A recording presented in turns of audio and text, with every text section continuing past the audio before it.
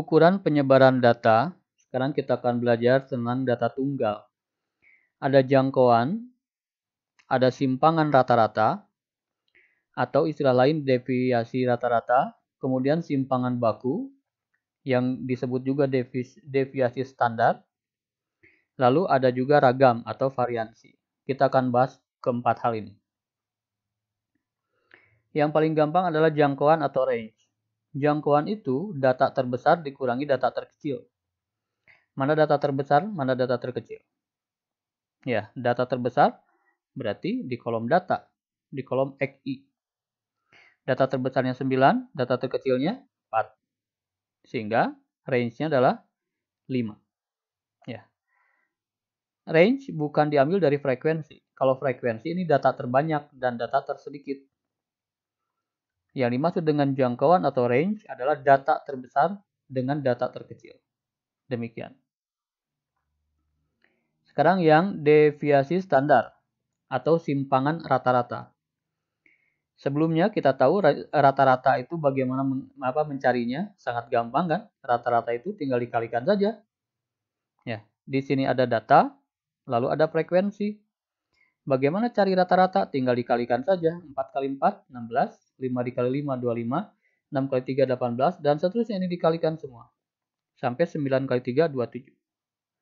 Kemudian yang ini dijumlahkan hasilnya, totalnya berapa. Lalu frekuensinya juga dijumlahkan hasilnya berapa. Atau banyaknya data ya. Berapa. Dua hal ini tinggal dibagi, itu kita dapat rata-rata. 200 dibagi 30, 6,7.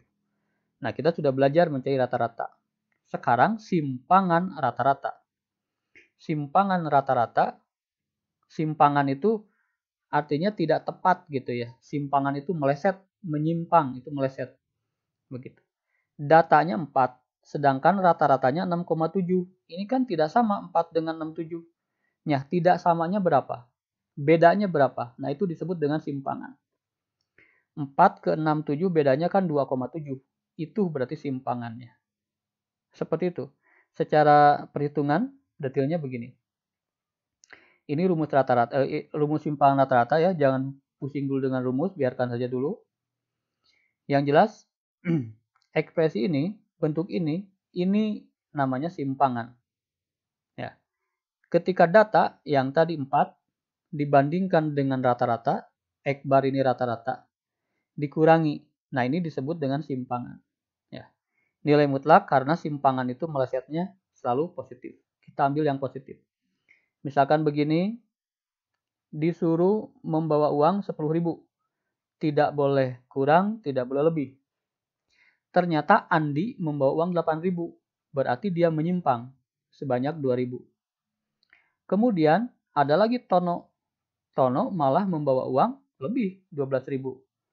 Tapi sama juga disebut menyimpang dari perintah.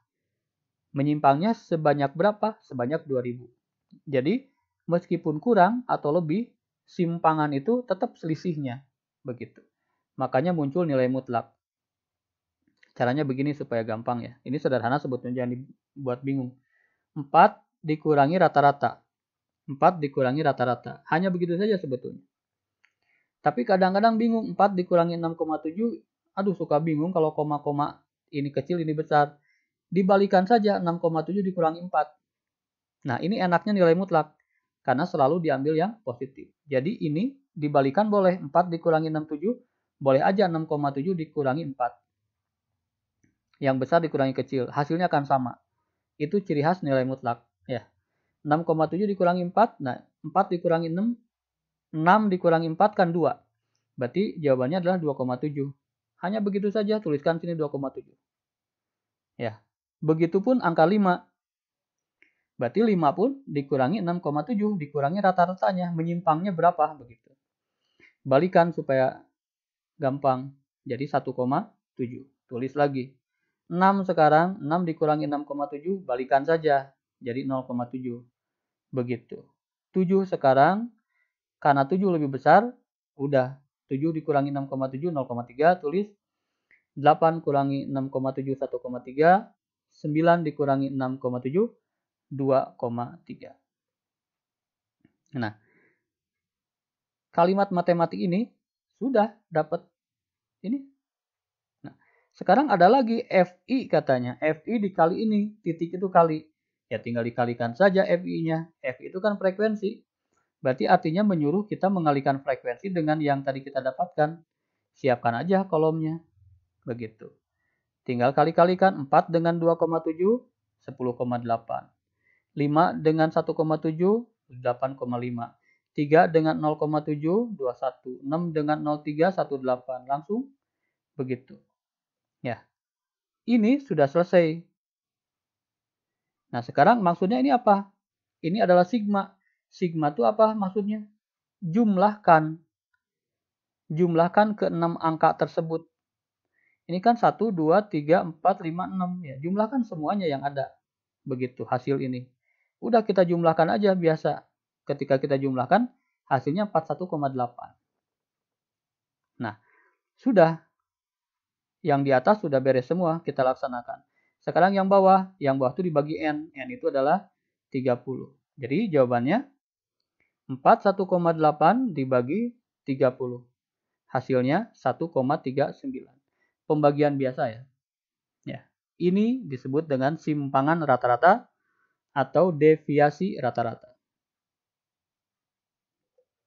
Yang C sekarang simpangan lain, yaitu deviasi standar, simpangan baku. Ya. Mirip ya. Mirip bentuknya. Ada FI, ada dikali, cuman tadi nilai mutlak, sekarang tidak ada nilai mutlak, tapi diganti dengan kuadrat. Ya. Ini adalah banyaknya frekuensi, sama dengan tadi sebetulnya. Yuk kita inikan saja. Kita sudah dapat rata-rata kan dari langkah sebelumnya. Nah, kita lihat rumusnya begini. Kita butuh XI dikurangi X bar dikuadratkan. Rata-rata itu bisa juga disebut X bar. XI data dikurangi rata-rata lalu dikuadratkan. Kita siapkan dulu tempat ini. Siapkan di sini. Sehingga XI-nya 4, rata-ratanya 6,7. Kuadratkan aja. Begitu. Ya. Ini nilai mutlak atau kuadrat ini akan sama. 4 dikurangi 6,7 sama saja dengan 6,7 dikurangi 4. Maksudnya begitu. Bisa dibalik. Ya, bisa dibalik. 6,7 kurangi 4 tadi kan sudah tahu ya. 2,7 dikuadratkan jadi 7,29. Ya. Tinggal dikuadratkan aja yang tadi. 729. Kemudian yang kedua, 5 dikurangi 6,7. Kalau kita balik, 6,7 dikurangi 5. Hasilnya adalah 1,7. Dikuadratkan jadi 2,89. Dan yang lain pun sama. 6,7 dikurangi 6 itu 0,7 dikuadratkan 0,49. Kemudian yang ini ya 7 data kan 7 dikurangi 6,7 0,9 0,3 dikuadratkan jadi 0,09 begitu. Terus lagi 8 sekarang dikuadratkan 1,69 9 sekarang dikuadratkan hasilnya jadi 5,29. Hanya begitu saja, tinggal diikuti. Kurangi lalu kuadratkan. Sekarang nempel FI. Siapkan lagi di sini, kalikan maksudnya. Begitu. Berarti bentuk ini harus dikalikan dengan FI. Berarti 4 dikali 7,29 kita dapat 29,16. 5 kali 2,89 kita dapat 14,45. Terus 3 kali 0,49, 6 kali 0,09. 9 kali 1, 69. 3 kali 5, 29. Ini sudah dapat. Ini tadi apa? Sigma. Sigma itu artinya apa? Jumlahkan semua. Ya udah kita jumlahkan semua. Dijumlahkan biasa ya. Dijumlahkan biasa kita dapat 76,7. Bentuk matematik ini sudah beres. Tinggal dibagi 30. 30 dari mana? Dari ini banyaknya. Ya. Jadi 76,7 dibagi 30. Dalam tanda akar. Dalam tanda akar. Simbolnya ada yang menulis begini, ada juga hanya S biasa. Itu sama saja. Huruf S biasa, huruf S kecil. Itu juga biasa saja. Simpangan baku. 76,7 dibagi 30 hasilnya 2,56.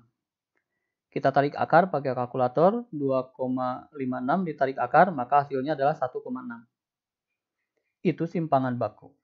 Ya, intinya kalian menghafal ini, udah tinggal diikuti, kita akan mendapatkan nilai 1,6. Itu jawaban dari simpangan baku atau disebut deviasi standar. Yang terakhir sekarang ragam atau variansi. Ragam atau variansi itu sama persis dengan simpangan baku tadi. Hanya saja tanpa akar. Sama persis. Ini rumusnya. Sama persis. Ya, hanya tanpa akar. Kalau tadi ada akar di sini. Sekarang di sini dikuadratkan sehingga akar hilang. Ini simbol dari ragam atau variansi. Ya. Kita sambil berlatih ya. XI min X bar dikuadratkan. Kita siapkan berarti XI min X bar dikuadratkan. Berarti XI itu 4 dikurangi 6,7 dikuadratkan. Diulang lagi. 7,29 tulis. Lalu 5 dikurangi 6,7 dan seterusnya. Ini persis sama dengan yang tadi ya.